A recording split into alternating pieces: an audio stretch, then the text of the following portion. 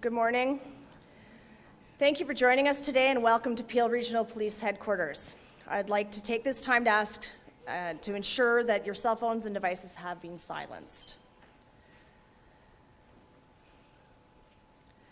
I'm Sergeant Jennifer Trimble, Public Information Supervisor for Peel Regional Police and your moderator today. We begin today by first acknowledging that the land on which we gather is part of the treaty lands and territory of the Mississaugas of the Credit. For thousands of years, Indigenous peoples have inhabited and cared for this land and continue to do so today. In particular, we acknowledge the territory of the Anishinaabe, Huron-Wendat, Haudenosaunee, and the Ojibwe Chippewa peoples, the land that is home to the Métis, and most recently, the territory of the Mississaugas of the Credit First Nation, who are direct descendants of the Mississaugas of the Credit. We are grateful to have the opportunity to work on this land, and by doing so, give our respect to its first inhabitants. At the conclusion of this announcement, there will be an opportunity for questions. I would ask that you limit your questions specific to this news conference and limit your questions to one with one follow-up. A media officer can be available after the conference for any unrelated questions. A media release will be issued shortly after the conclusion of this conference and will include links to all the information provided here today. A full video of the conference will also be available on the Peel Regional Police YouTube channel.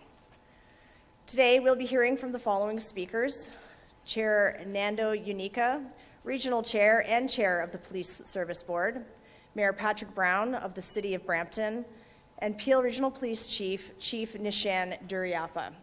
I'd further like to introduce Deputy Chief Anthony O'Dwardy. I now invite Chair Unica to the podium. Chair. Thank you very much. Sergeant, thank you and good morning all. On behalf of my colleagues on the Police Services Board, it is a great pleasure to welcome you to today's press conference. I'd like to begin by acknowledging the membership or the attendance of my fellow members on the board, including Omar Khan. Omar, where are you? Thank you for being out today. And of course, Mayor Patrick Brown. Today marks a pivotal milestone in our collective efforts to enhance the safety and well-being of all residents across Peel. The 78% reduction in 911 waiting times is nothing short of remarkable. Let me say that again. A 78% reduction in the waiting time for 911 calls. It stands as a testament to the bold leadership, strategic planning, and the unwavering efforts of our police services and municipal partners. I would also be remiss if I didn't highlight the critical role that Mayor Brown played on this file as well. Mayor Brown has been our loudest and most consistent advocate for addressing these 911 wait times. His leadership has been instrumental in driving change, introducing motions, securing funding and resources, and shining a spotlight on the importance of the misuse of 911 calls. His passion and his leadership on the Police Services Board for ensuring that emergency services are both effective and accessible has been the foundation for the progress that we celebrate today. I also want to take this opportunity to commend Chief Duryappa and the dedicated members of Peel Regional Police. You know, it starts with leadership, and that starts from the top, and we have the finest leader in North America. He's also surrounded himself with the finest team in North America, and they approach the role progressively with innovation. They finally deliver, and they keep working towards what I call the technology dividend. And it just goes to show you that if you resource our services properly and you allow them to train, these are the success stories that follow. So, Chief, a big shout out to you and your team as well. This achievement does exemplify what we can accomplish when we all tackle complex problems working together. It reflects the shared commitment of all partners, elected officials, the police services, and the community to keep Peel Regional Police safe and the community safe and secure.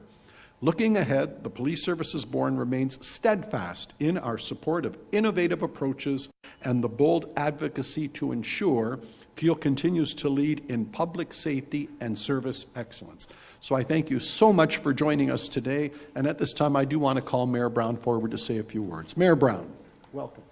Thank you. Thank you, Chair Unica, and it's an exciting moment to be here to celebrate the success of the Peel Regional Police. You know, a year ago, Chief Nish was given a task, fix 911. And I'm a firm believer that if you give Chief Nish the resources to tackle a problem, he will solve that problem. And for me, this was a heartbreaking challenge in Peel Region. I remember getting a call from residents talking about wait times in 911. And I remember being flabbergasted at the fact that in a country as prosperous as Canada, that we had wait times as long as they were in 911. And when there's a problem, usually that's very newsworthy. When something's broken, it makes news headlines. Well, I think equally should make news headlines is when a challenge is solved. And Chief Nish, Deputy O'Dwyer, and the Peel Police have done an extraordinary job with the challenge that was presented to them. And I believe fundamentally it's through education, staffing, and new technology that was very innovative. And what got me involved and worried about this file was the story of the Diol family in Brampton, where there was a home invasion, and they called 911, and there wasn't a communicator available. And this made headlines on Global and was shared in pretty much every WhatsApp group in our community, and we didn't really have answers. And I remember speaking to the chief and the deputy chief saying, how can we solve this? And the deputy chief was kind enough to take me to the 911 center with Al Bowden. I remember going on that tour, and boy, was it busy. There was not times for lunch breaks or even a coffee break. I remember being described to me, you don't know how busy Peel Region is. This is not a 911 operations center in Sudbury or elsewhere. This is a busy, busy region. And what compounded that was the amount of misuse calls. The system wasn't where it needed to be. So when we talk about a 78% reduction, that's extraordinary. It shows that if you give Chief Nish the resources to solve a problem, he solves it. 78% a reduction in wait times means we're not going to hear about horrifying stories like we did from the Diol family.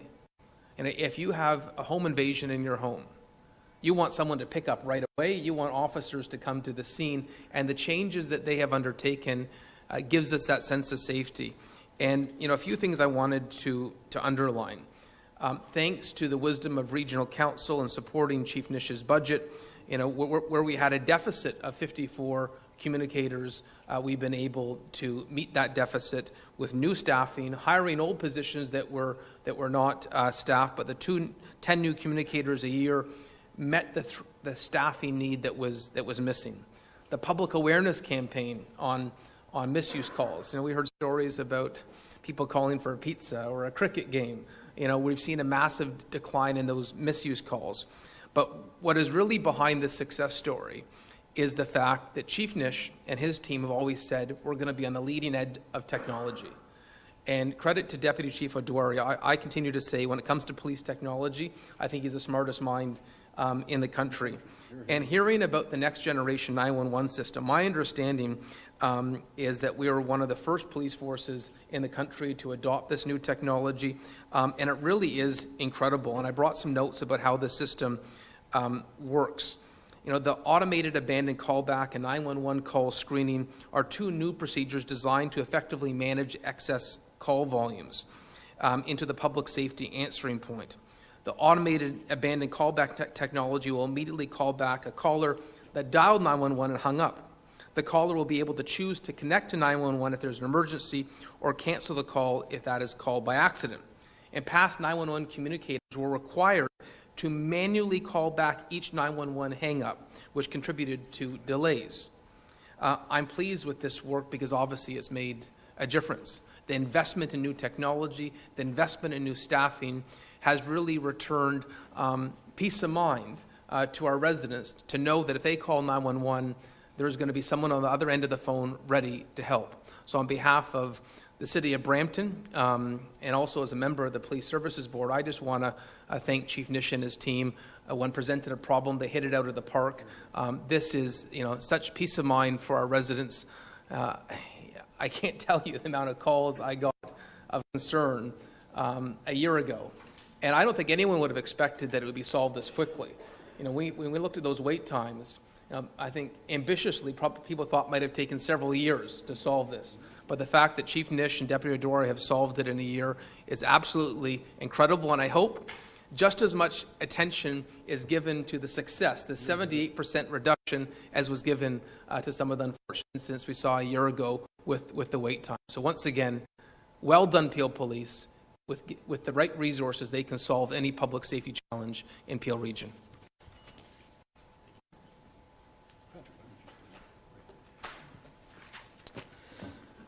Thank you, Chair and Mayor Brown. Thank you all for attending here, and good morning to everyone. I just want to say on behalf of Peel Regional Police, Chair Yanika, Mayor Brown, and also Mayor Parrish, who was not able to attend, and our Peel Police Services Board have been significantly behind this work that the team has accomplished here at Peel Police. And if you recall, and I just ask you to go back 1 year from now and look at the social media campaign, the public education that we did to highlight the pressures that were happening here in Peel Region, it's incumbent upon us to come back to you and to the public to tell you what's happened since. And that's what today is about. It's the ability for us to tell you that we continue to try to serve our community in the best way possible, and we've seen outcomes as a result of it. And I do have Deputy Chief Anthony O'Duarty in charge of our innovation technology, who will be here to speak to any questions that are technical, obviously, in implementation. But as you heard earlier this morning, 911 call times have decreased, and we're almost up to the 80% mark, which builds on, even in 2023, before the year concluded, a 17% reduction in times. And the mayor is right. This is about people, education, and technology that have seen an impact. It's now, listen, waiting on hold on 911 by any means is not acceptable. But to see us down from over 1.5 minutes, 2 minutes average time to now to 14 seconds is quite a remarkable change here. And it would not have been possible without the education campaigns. You know, Mayor's right. We talked about somebody calling 911 to say that their Tim Hortons coffee was cold, or that there was a cat stuck in the window. Meanwhile, people are backed up in the queue, suffering from real emergencies in our community that needed to get to us. So today I'm going to explain to you a little bit about why and how this happened. Things like the concept of next generation 911. But I want to be clear, right now while we're doing this press conference, there are women and men in our 911 communications center. We call them the first of the first responders, are doing remarkable work, and without the women and men in there and the team behind us, we would never be in this position. So I do want to acknowledge that the Ministry of the Solicitor General was critical in funding some of the implementation of our next generation 911. And this was through telecommunications and provincial and federal related activities that are happening. Here in Peel, our public safety answering point, we call it a PSAP, is one of the largest in Canada. And we receive probably roughly 1 million calls a year. But we have to employ best practices to make sure we pick up the phone and eventually get you a first responder. We take all the calls for all 3 fire departments, their paramedics, and our police officers through a call center. And so earlier this year, our service, thank you for the investment and support from our board and regional council, was the first largest police service to implement Next Generation 911. It's called NG 911. The new system is actually federally legislated by CRTC, and the implementation has multiple phases over a period of years that every police agency in Canada needs to comply with. And it is intended to allow the public to get us information in ways that allow first responders to get to them faster. Ultimately, we in Peel were the first to proceed with that. Our goal is not only to turn down the dial on risk, but to stay ahead of the curve. And in this case, we were successfully able to implement multiple features, one of which the mayor mentioned is an automated abandoned callback feature. We have had 75,000 hang-up calls and misuse calls. And if you can imagine, it took a heartbeat, somebody to pick up the phone and call every individual back just to make sure they're okay. And all of us know how easy it might be, depending on your technology platform, to call 911 by accident. But our technology has allowed us to have automated callbacks to discern whether it's a valid emergency or not. And this has eliminated the need not only for us to call everybody back, but for 5 additional people who were doing that 24/7. Instead, those 5 people are able to reorient their interests to make sure we're getting to the 911 calls we need to. In short, this is an example how technology has allowed us to serve the ever-growing needs of Peel Region. And we're the first to say this is one of the fastest-growing municipalities in Canada. And what that means for incoming calls to 911 is compounding that. But Peel being in that space also means that we do want to be innovative and use state-of-the-art technology to help our biggest assets, which are our first responders, to do their work that they're so good at.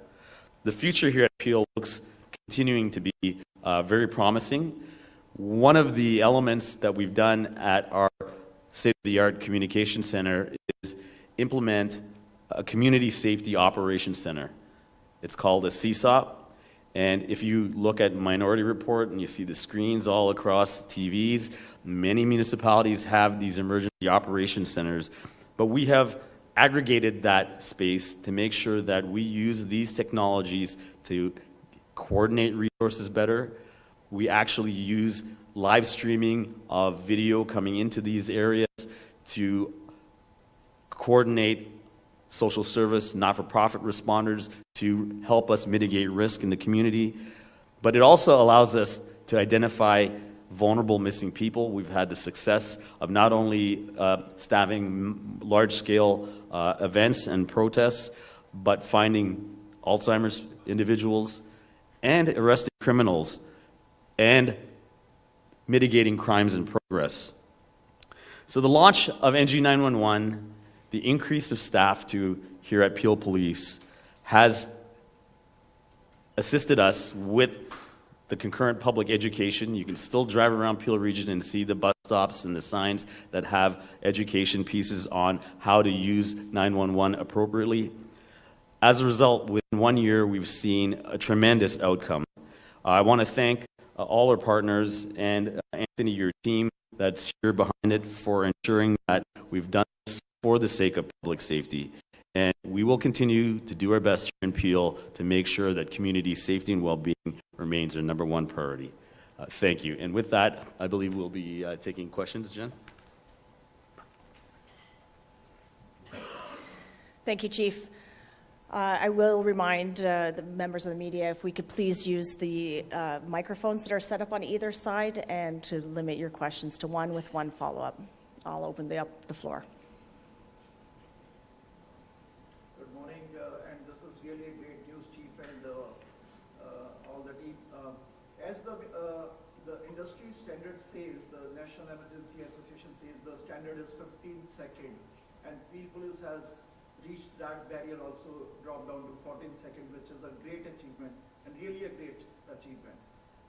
My question is, in Toronto, the wait time is 37 seconds to 58 seconds. And what this means for the residents, because there is a program in 911 where the education, as you said, education and technology, they played a big role. So what does that mean for the resident? Because this is a dense populated area.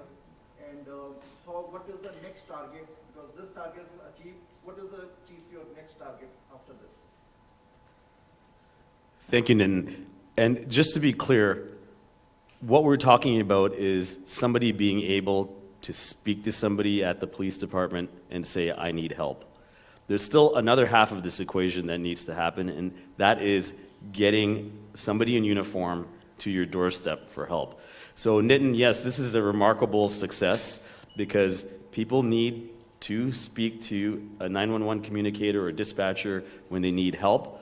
The second part to this is our goal as we continue to grow, and you're right, the densification of Peel Region is remarkable. If you listen to Chair Unica, the population of Halifax to be added to this region in the next 5 years, the number of registered and unofficial vehicles on the road means it takes harder and longer time for us to get to you. But can I tell you, back to the earlier discussion is public safety sometimes needs a push and it needs investment. This is a perfect example of how we've been able to do that. But you're right, the public still expects to see either a paramedic, firefighter, or police officer at their greatest time in need. Our continued goal is to make sure that we holistically serve the public in exactly that way, that they see us when they need their help and don't have to wait.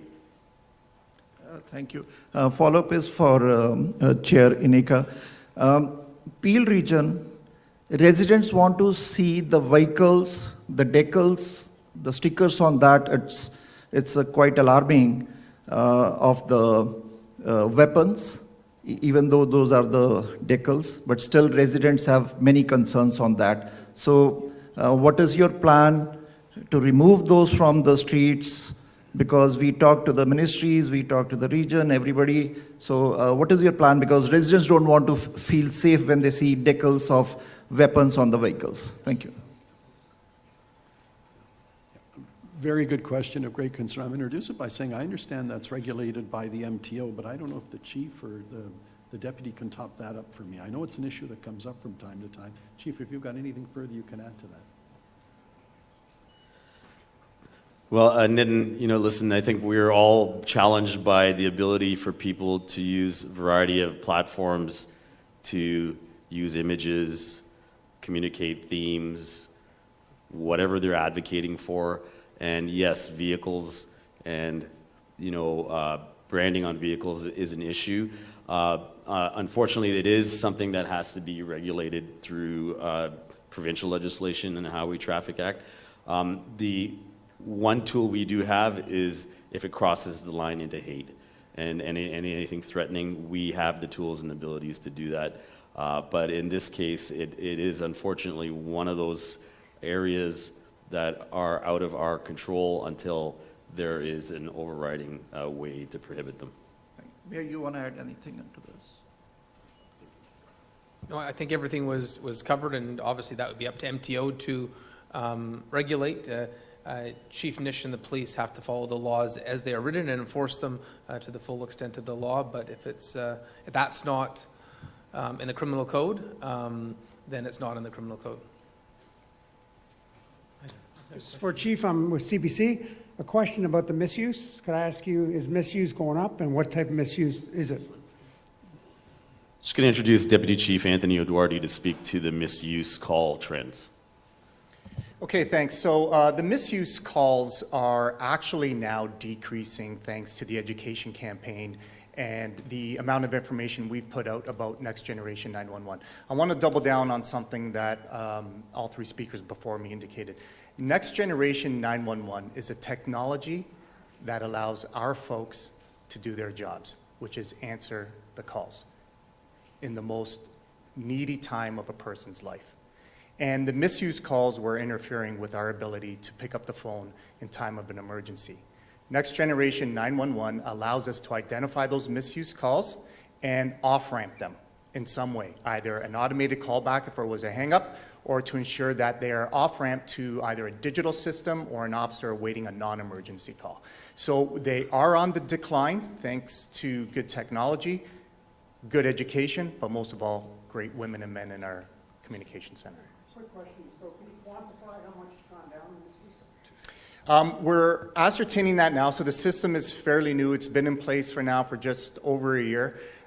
We look to be down about 30% in misuse calls. Remember, 40% of all calls to our call center, and when you have 1 million calls come through, were misuse. We're looking to be down about 30% of those calls.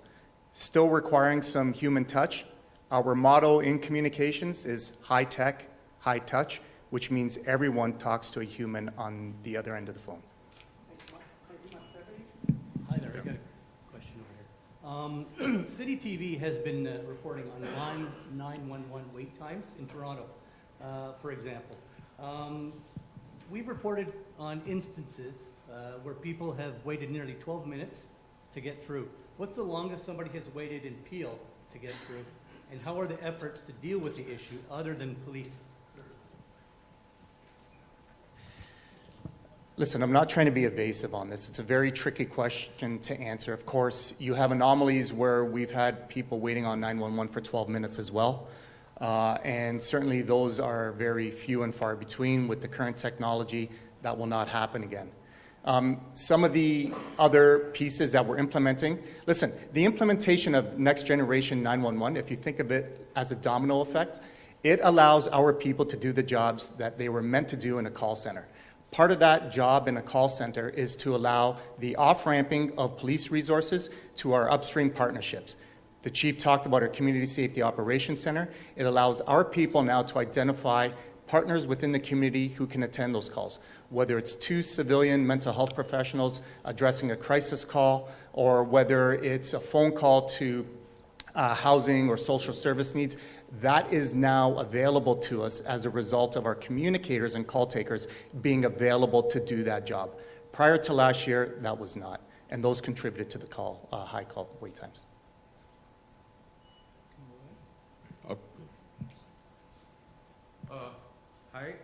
Hi everyone, this is Monarch from Y Media for Channel Y. My question is to Mayor Brown. Mayor Brown, can you provide details on any current awareness campaigns which are aimed at educating public about proper use of 911 services? So last year, there was a very robust public awareness campaign. I know the city embarked upon our own awareness campaign. The Peel Police had an awareness campaign. We had a press conference on that very topic that was widely covered. We actually played some of the worst examples of misusing 911. It's that we had a regional council meeting on the topic, talking about additional tools that may be used. And so I think obviously it's having success, but I think the greatest change maker has been Next Generation 911. So I think we're obviously 78% reduction shows we're heading the right direction. But I'd also say I think we have an ongoing responsibility to make sure everyone knows what is an emergency call and what is a non-emergency call, and the number that you call for non-emergency use. And as a public official, I'll continue to do my best to educate the public on that. Okay, I have a follow-up question as well. I know there were considerations of fines being implemented, but are there any strict legal complications for people who use 911 for prank calls or any other, like they misuse the service basically? So it has been a little bit more complicated. Regional Council passed a motion to look into fines similar we'd see for a misuse when there's a fire call. The property owner can be fined. The person who calls 911 may not necessarily be the property owner, and so that's one of the areas that's complicated it. But I know that report is still pending, and they're getting input from the police under the context that there's been a remarkable change because of Next Generation 911. Those hang-ups and misuses, there's a different vehicle to call them back, an automated vehicle. So I'd say it's not clear the best tool to make sure if there's a repeat offender, how to deal with that repeat offender. And I look forward to seeing that final recommendation at Regional Council. Thank you. Good morning.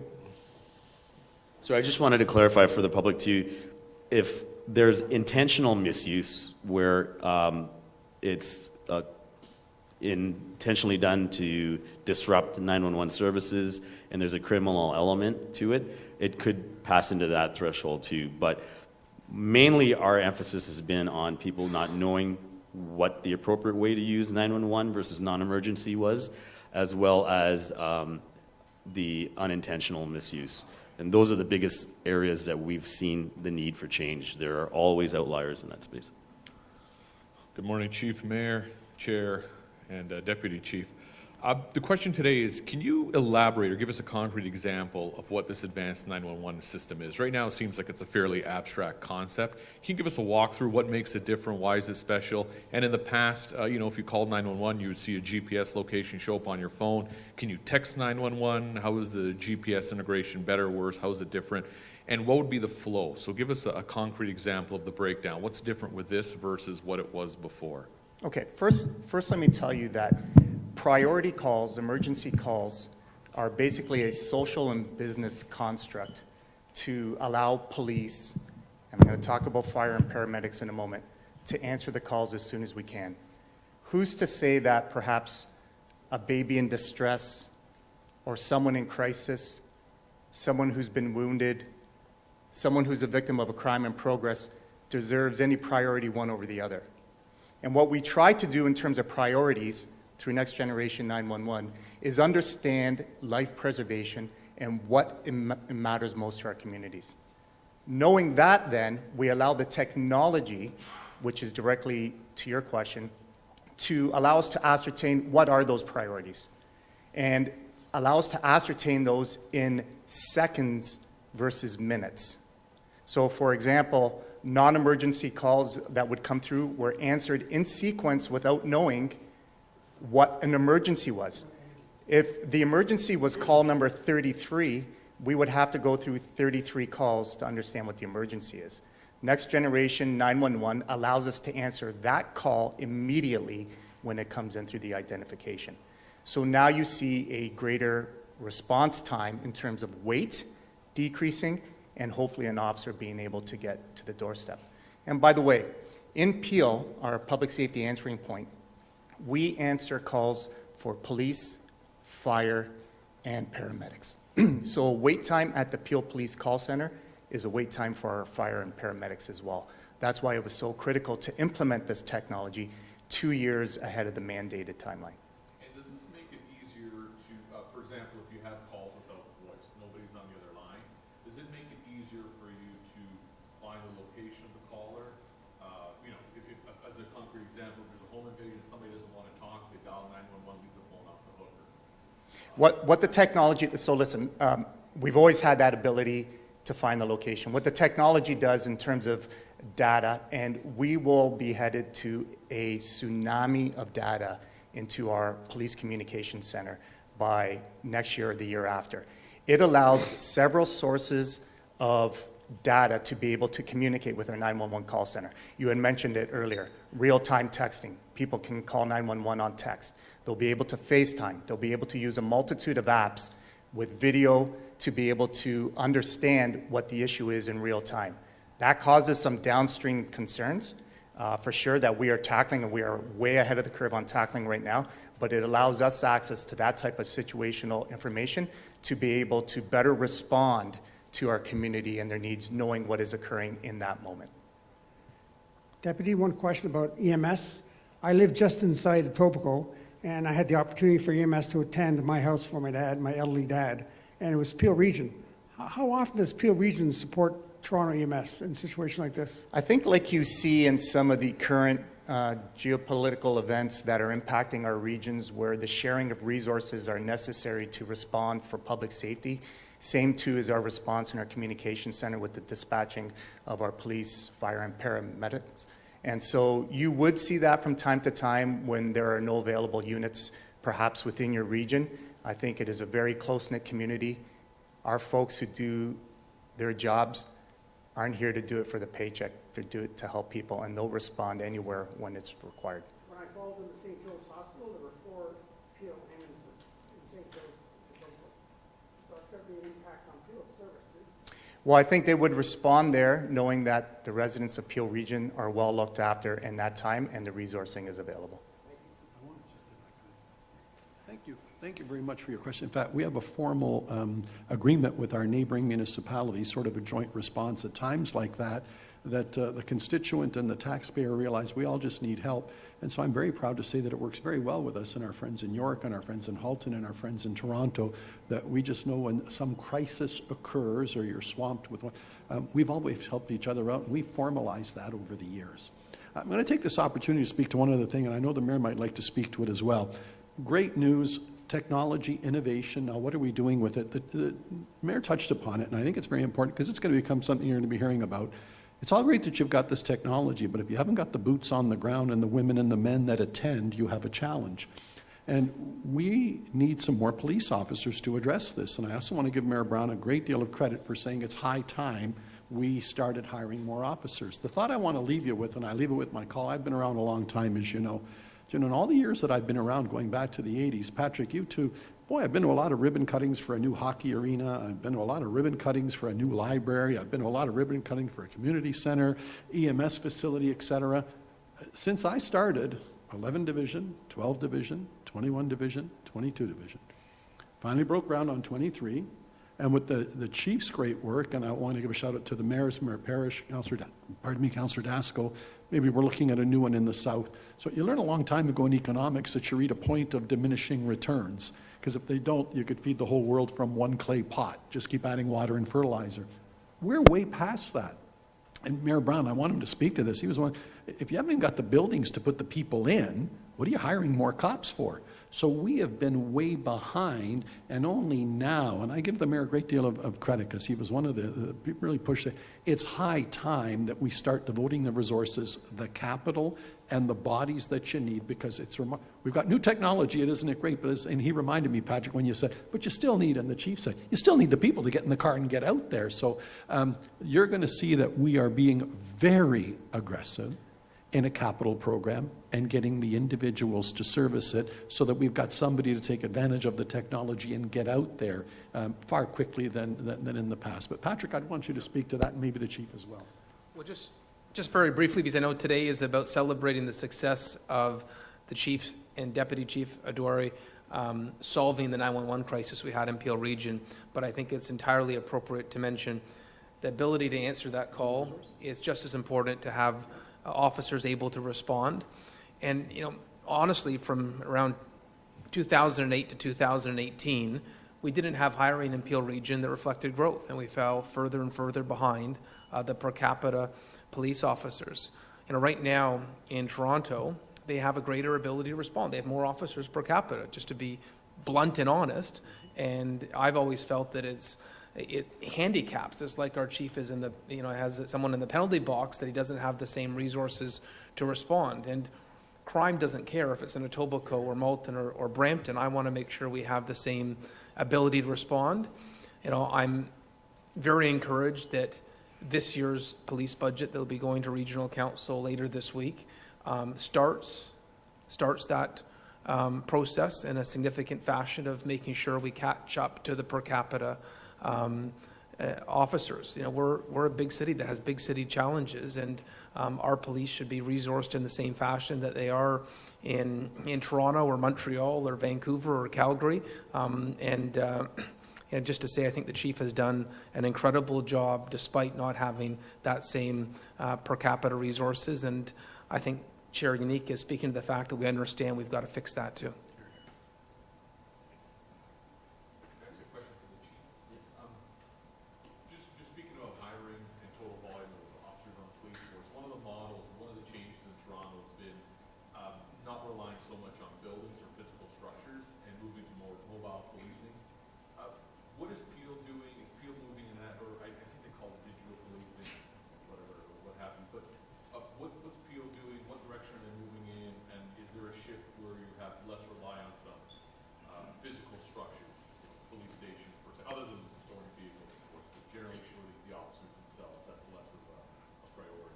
Yes, so we've made a distinct effort to make sure we communicate to the public the difference between a police officer versus, for example, a firefighter.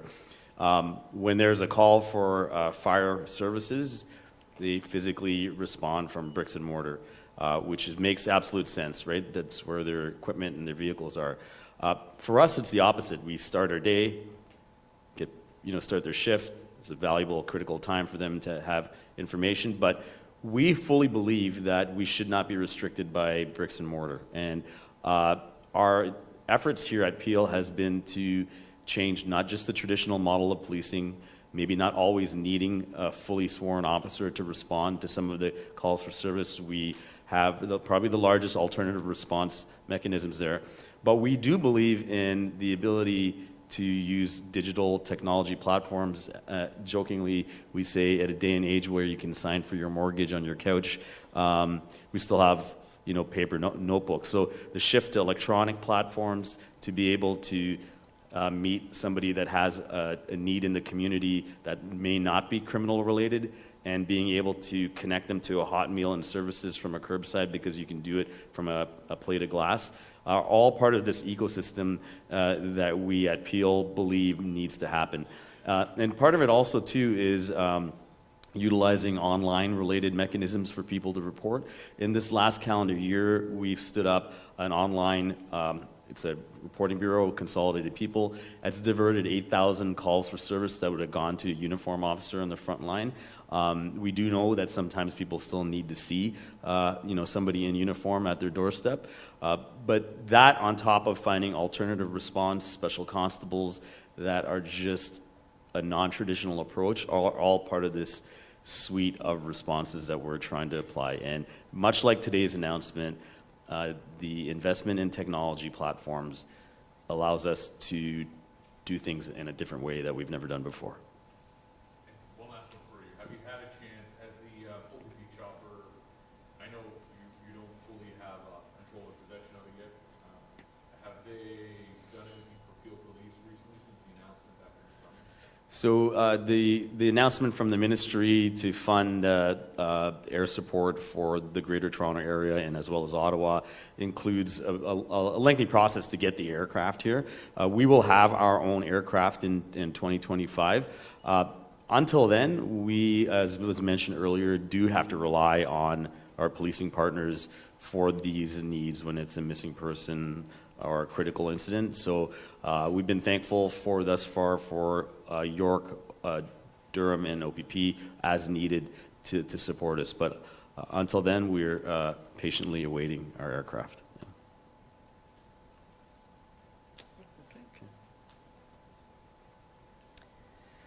That will conclude our formal media portion. A news release will be issued shortly, and I'd like to thank everyone for coming today.